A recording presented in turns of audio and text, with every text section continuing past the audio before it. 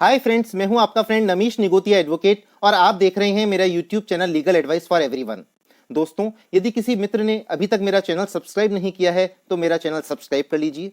दोस्तों, आज के इस वीडियो में हम सिविल केस में काम आने वाले 20 महत्वपूर्ण शब्दों का हिंदी अर्थ और उनका मीनिंग जानेंगे। और ये सारे शब्द एक सिविल प्रोसीडिंग के लिए लॉयर को और लिटिगेंट को जानना बहुत ज्यादा जरूरी है।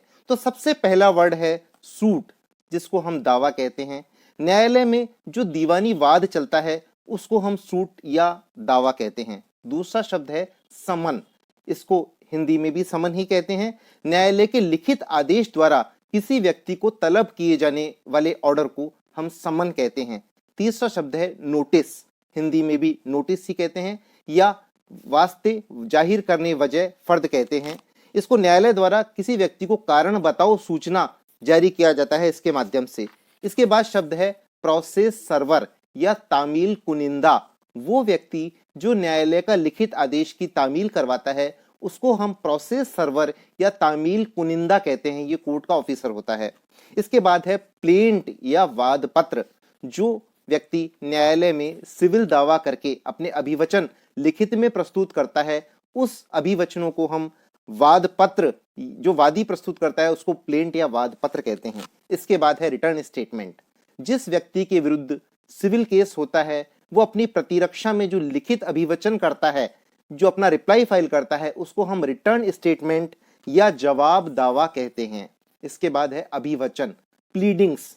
प्लीडिंग्स कहते हैं अभिवचनों को, और अभिवचन में होते हैं दावा और जवाब दावा सम्मिलित। इन दोनों को ही सम्मिलित रूप से हम प्लीडिंग या अभिवचन कहते हैं। इसके बाद शब्द है रीजॉइंडर या जवाबुल जवाब, प्रतिवादी द्वारा प्रस्तुत जवाब दावे का जो वादी द्वारा जवाब दिया जाता है उसको रीजॉइंडर या जवाबुल जवाब कहते हैं।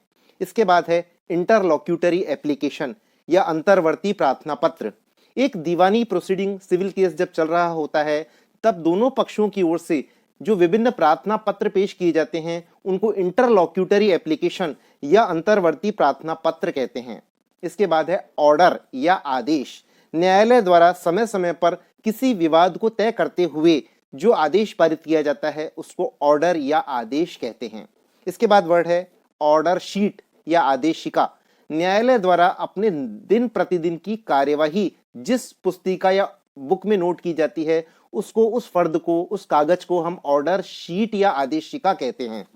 12th वर्ड है जजमेंट या निर्णय, अंतिम फैसला जो न्यायालय द्वारा सुनाया जाता है उसको हम जजमेंट या निर्णय कहते हैं। इसके बाद है डिक्री, DECREE, इसको बहुत लोग गलत प्रोनाउंस करके डिग्री बोलते हैं, तो डिग्री नहीं, ये वर्ड होता है डिक्री, DECREE।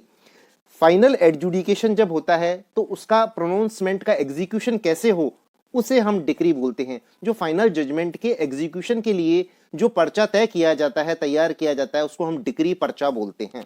इसके बाद है इश्यूज या विवादक, ISSUES, इश्यूज या विवादक। विवादक होते हैं पॉइंट इन डिस्प्यूट, कि पक्षकारों के मध्य क्या क्या विवाद के बिंदु हैं ये न्यायालय निर्धारित करते हैं और इन्हीं के आधार पर साक्ष्य लेकर के निर्णय दिया जाता है। इसको हम इश्यूज या विवादक बोलते हैं, तनकियात भी बोलते हैं। इसके बाद है अमेंडमेंट या संशोधन, यदि कोई पक्षकार अपने अभिवचनों में कुछ सुधार करना चाहते हैं तो वो अमेंडमेंट की एप्लीकेशन या संशोधन की एप्लीकेशन लगाते हैं, इसको हम बोलते हैं अमेंडमेंट या संशोधन। इसके बाद वर्ड है एडजॉर्नमेंट, जो कि बहुत काम में लिया जाता है, स्थगन करना, स्थगन या स्थगित करना, एडजॉर्नमेंट। इसका मतलब है किसी कार्यवाही को उसी स्टेज पर अगली तारीख पेशी के लिए स्थगित किए जाने को हम एडजॉर्नमेंट या स्थगन बोलते हैं। इसके बाद वर्ड है एफिडेविट या शपथ पत्र, न्यायालय में अपने सशपथ बयान दिए जाने को, चाहे वो लिखित हो चाहे वो मौखिक हो, तो लिखित बयान जो लिख करके दिए जाते हैं उसको हम एफिडेविट या शपथ पत्र बोलते हैं। फिर है फाइनल आर्ग्यूमेंट्स या बहस अंतिम, जब विवाद का अंतिम समय आता है तो जो अंत में, लास्ट में जो फाइनल आर्ग्यूमेंट या अंतिम बहस की जाती है उसको हम फाइनल आर्ग्यूमेंट या बहस अंतिम बोलते हैं। इसके बाद है लीगल रिप्रेजेंटेटिव या विधिक उत्तराधिकारी, जब किसी वादी या प्रतिवादी की मृत्यु हो जाने पर उनके उत्तराधिकारी रिकॉर्ड पर आते हैं, उनको हम LR या लीगल रिप्रेजेंटेटिव या विधिक उत्तराधिकारी बोलते हैं। और आज का अंतिम वर्ड है रेस्टोरेशन या पुनः स्थापित करना, न्यायालय में किसी भी प्रक्रिया को उसी स्टेज पर पुनः स्थापित करने या उसी स्टेज पर लाने की प्रक्रिया को हम रेस्टोरेशन या पुनः स्थापन करना बोलते हैं।